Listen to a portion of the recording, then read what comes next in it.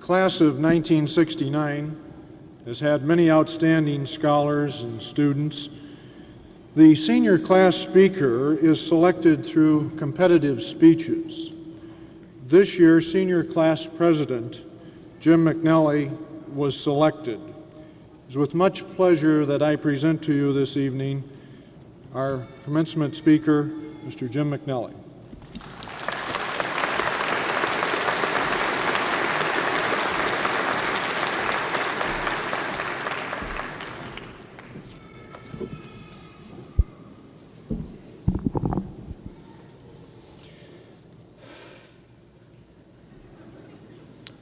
Come, imagine with me the order of the universe. We see a process of constant change, of forces in motion, all towards some ultimate goal. Spiraling through space, constantly turning, the earth is moving. The tides come in, the sea flows, always moving. The winds float into an open room, then burst into an open sky.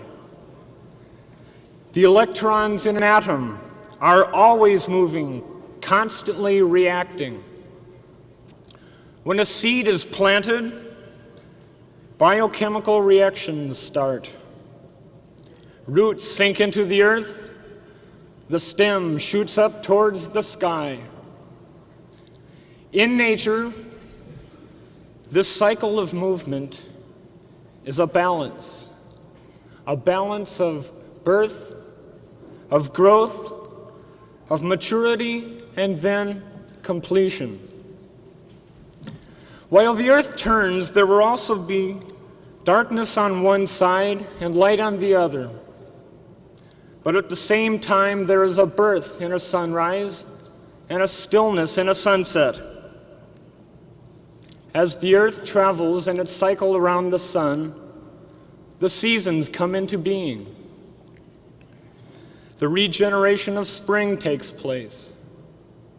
The heat and growth of summer in another hemisphere.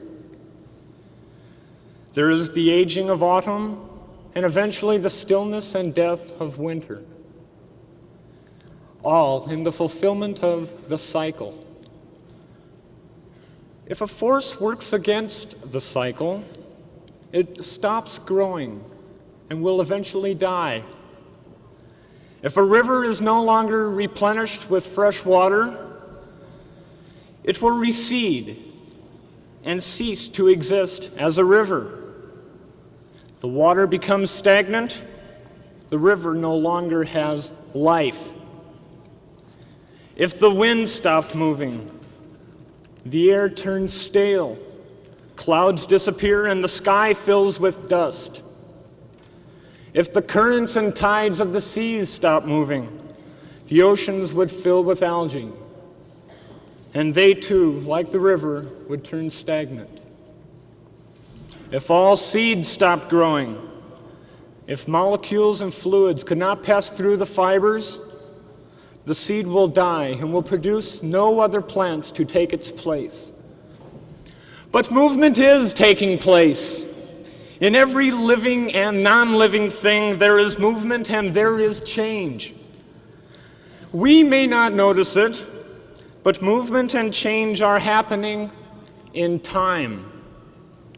It may take a microsecond for the change to be noticed, or it may take 1,000 years, or even 1,000,000. Time is patient. It has been around for quite a while. In the life of man, there is a bond of two moving, growing forces. There is the force of the body and the force of the mind. The body must eat, sleep, and exercise. Like the river, it has to keep moving and be fed. The cycle also takes place in the mind. Thoughts are, after all, the natural extensions of the evolutionary cycle.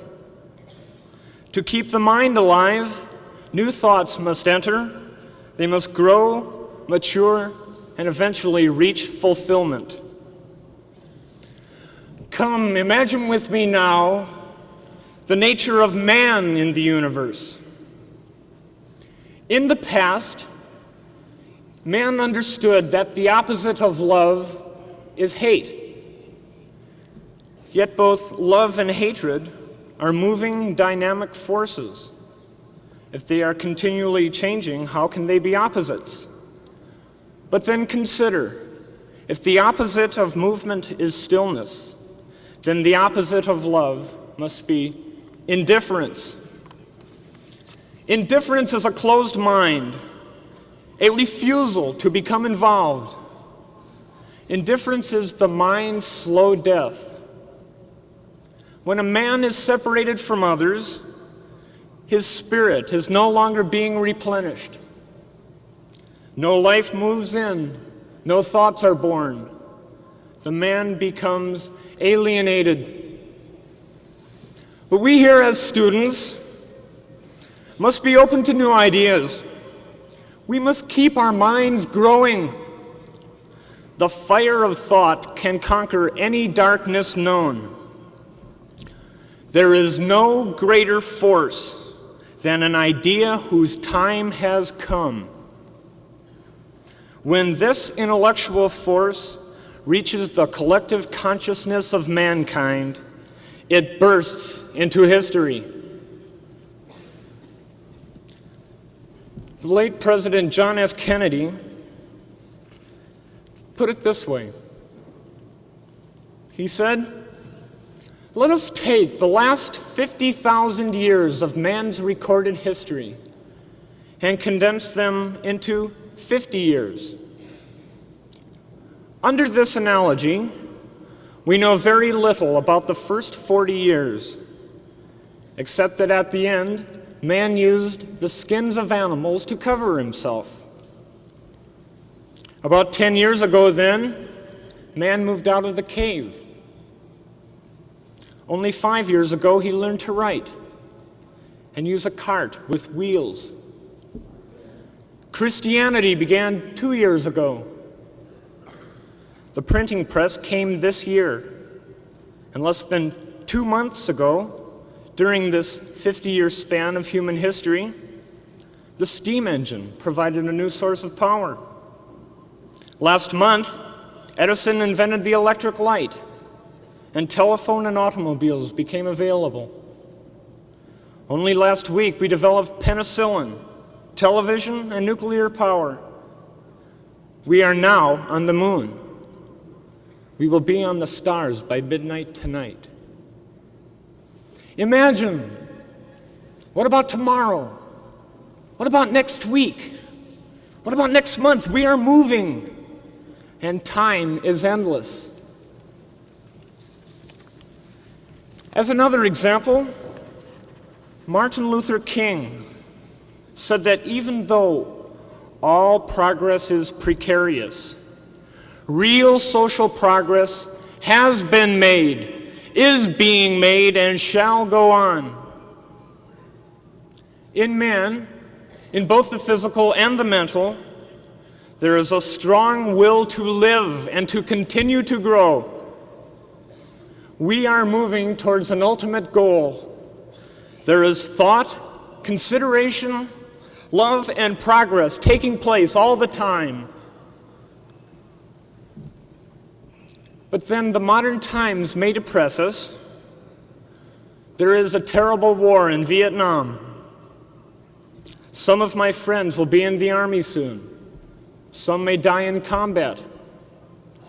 Starvation exists. Riots disrupt our cities. Bigotry corrupts more than the bigoted man. Our air and water is polluted. The threat of nuclear war always exists. There does seem to be reason for indifference, for alienation. But on the other hand, the United Nations is working for a united, just world and an end to war. Great advances are being made in medical science. Undersea exploration has just begun. there is a deep concern for our natural resources growing among today's youth. Space exploration will keep our minds occupied for centuries. The explosion of the communication media is linking mankind together.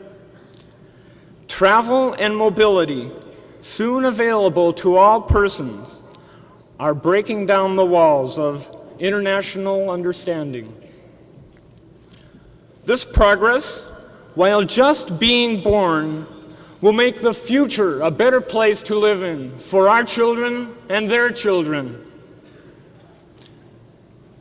An ancient Chinese proverb put it this way: a journey of 1,000 miles begins with the first step. The youth's answer to alienation is its affirmation of life, of change and movement. It might be found in Senator Edward Kennedy's eulogy for his brother, who said, "Some men see things as they are and ask why. But I dream dreams that never were and ask, why not?" The future did not die when the Kennedys and Martin Luther King died. It was just being born with their dreams. The hope in tomorrow is our role. It is our responsibility to spread the fire and light and hope of tomorrow. This is love. This is life. This is growth. The time has come today, and we have, in hope, just begun. As Bob Dylan, the prophet of our generation, has said, the times they are a-changing.